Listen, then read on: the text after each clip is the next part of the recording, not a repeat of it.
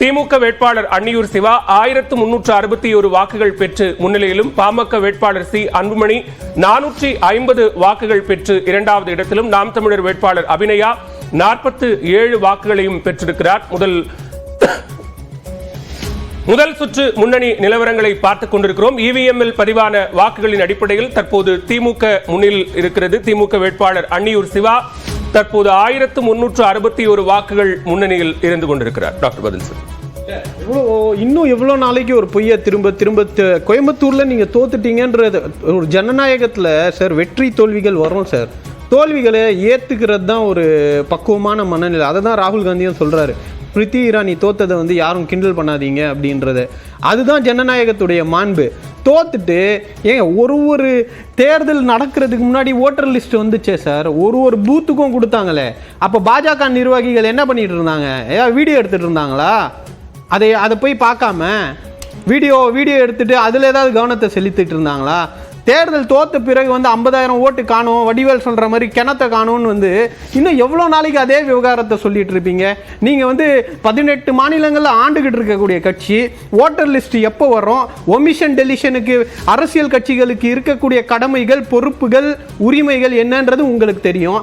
அதெல்லாம் செய்ய மறந்தது யாரு? ஃபைனல் லிஸ்ட் வர்றதுக்கு முன்னாடி ஒரு லிஸ்ட் வந்துச்சுல்ல, அந்த லிஸ்ட்ல வச்சு செக் பண்ணாங்களா உங்களுடைய வட்ட செயலாளர்கள், பூத் ஏஜென்ட்? நாங்க உட்காந்து பார்த்தோம். இது எங்களுடைய கட்சிக்கு இருக்கக்கூடிய இது. அதுல சில டாக்குமெண்ட்ஸ் இல்லாம நாங்க சொன்ன உறுப்பினர்களை கூட, எங்களுக்கு என்னுடைய மாமியாருக்கு ஓட்டு இல்லை சார். என்னுடைய மாமியார், சொந்த மாமியார், என் வைஃபோட அம்மாவுக்கு அண்ணா நகர் தொகுதியில் ஓட்டு கிடையாது.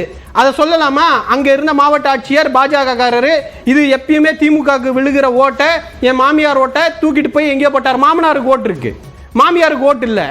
அப்ப இதெல்லாம் பேச முடியுமா? அது எங்களுடைய தவறு. நாங்க கவன குறைவில் இருந்தோம், ஓட்டர் லிஸ்ட்ல இருந்து போயிடுச்சு. இது ஏதோ திட்டமிட்டு நடத்தப்பட்ட மாதிரி 50,000 ஓட்டு, அதுவும் எலெக்ஷன் காலையில தான் தெரியும் அப்படின்னா யாரை ஏமாத்திக்கிட்டு இருக்கீங்க? இன்னும் எவ்வளவு நாள் ஏமாத்த போறீங்க?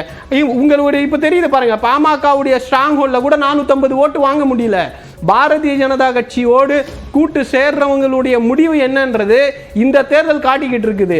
நீங்க மக்கள் விரோத முன்னணி நிலவரங்கள் தான் 50,000 இல்ல 5 லட்சம் ஓட்டு காணும் கூட புகார் சொல்லுவீங்க. பேசலாம். விக்கிரவாண்டி சட்டமன்ற தொகுதி இடைத்தேர்தலில் இவிஎம்ல பதிவான வாக்குகள் எண்ணப்பட்டு வருகின்றன.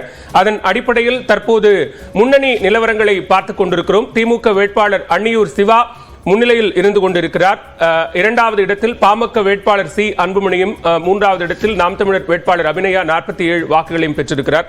டாக்டர் கார்த்திகேயன், இங்க குற்றச்சாட்டுக்கள் என்பது இருக்கிறது அப்படின்னா நீங்க அதை ஆதாரப்பூர்வமா நீங்க அதை பதிவு பண்றதுக்கும் புகார் கொடுக்கறதுலயும் என்ன தடை இருக்கு அப்படின்னு கேட்கிறாங்க. மீண்டுமாக அதைத்தான் சையதும் வலியுறுத்த விரும்புறார்.